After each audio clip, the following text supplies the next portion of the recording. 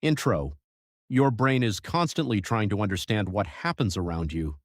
Most conversations disappear from your attention within minutes, but certain conversations stick. An awkward comment, a strange reaction, a disagreement, a moment when you felt embarrassed, a conversation where you wished you had spoken differently, or even a simple interaction that somehow felt unusually important. You might tell yourself, "Why am I still thinking about this?"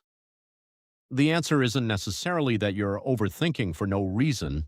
There are several psychological processes that can make certain conversations unusually difficult to let go of.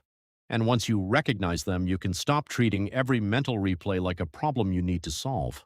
Let's break it down. 1. Your brain hates uncertainty. Imagine someone responds to you with, "Okay," and then they become quiet. Now your brain starts working. Were they angry? Did I say something wrong? Did they misunderstand me? Maybe they don't like me. Notice something important.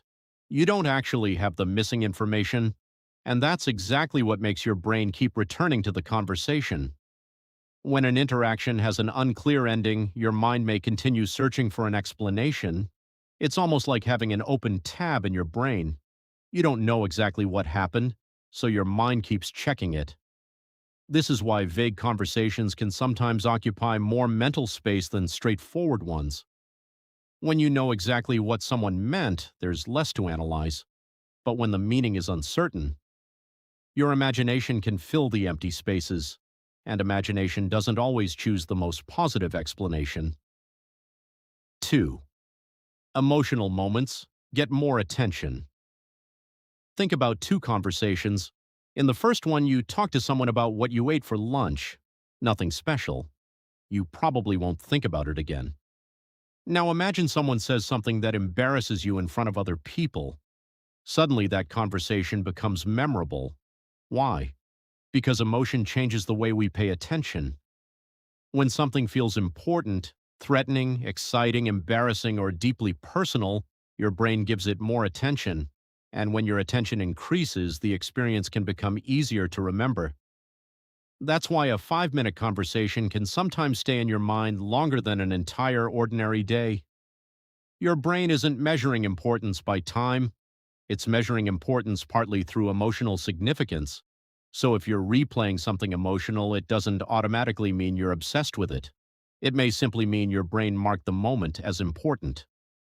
3. You're not always replaying the past. Here's where things get interesting. Sometimes you aren't actually trying to understand what happened. You're mentally rewriting what happened. You imagine yourself giving the perfect response. You think, "I should have said this. Why didn't I think of that? If they say it again, I'll respond differently." This can feel like you're stuck in the past. But psychologically, your brain may actually be preparing for the future. It's creating a possible script. Your mind is essentially saying, "If something like this happens again, I don't want to be caught unprepared." That's why people often replay arguments and awkward moments. They're not necessarily trying to change the past, they're trying to prevent the same emotional experience from happening again. The problem begins when preparation turns into endless repetition. At some point, you're no longer learning anything new, you're just watching the same mental scene with different endings. 4. Your brain can turn one moment into a personal story. Someone doesn't text you back. That's the event. But then your mind creates a story. They're ignoring me. They probably don't care. Maybe I did something wrong. Now you're no longer reacting only to what happened. You're reacting to what you think it means. This distinction is extremely important because facts and interpretations are not the same thing. The fact might be, "They didn't respond." The interpretation might be, "They don't respect me." Those are completely different statements, and when you repeatedly replay a conversation, your brain can slowly blend the original event with your interpretation of it. Eventually, you may remember not only what happened, but how you decided it happened. That's one reason it's useful to occasionally ask yourself, "What do I actually know?" and "What am I assuming?" That simple distinction can interrupt a lot of unnecessary mental noise. 5. Regret creates the I should have loop. One of the strongest conversation replays begins with three words: I should have. I should have spoken up. I should have stayed quiet. I should have walked away.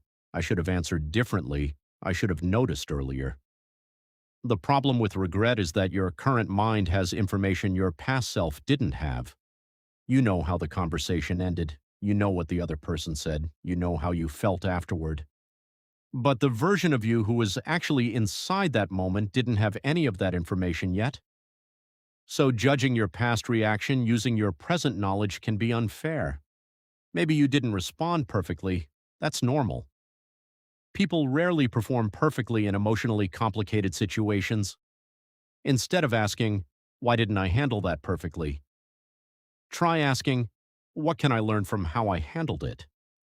The first question creates self-criticism. The second creates growth. 6. Sometimes you're searching for closure. Have you ever had a conversation that ended without really feeling finished? Maybe you never said what you wanted to say. Maybe you never received an explanation. Maybe the relationship changed without a clear reason, or maybe you simply don't know what the other person was thinking. Your mind may continue returning to that situation because there is no satisfying conclusion, but here's an uncomfortable truth. Not every conversation gets closure. Sometimes the explanation you want will never come. Sometimes the other person doesn't know how to explain themselves. Sometimes they don't even think about the situation the way you do. And sometimes you have to create your own ending. Closure doesn't always come from another person giving you the perfect explanation. Sometimes it comes from deciding, I know enough to move forward. That's a powerful psychological shift. You stop waiting for missing information before allowing yourself to continue with your life. 7. The more you fight the thought, the louder it can feel. Here's a common mistake. You remember the conversation and immediately tell yourself, stop thinking about it.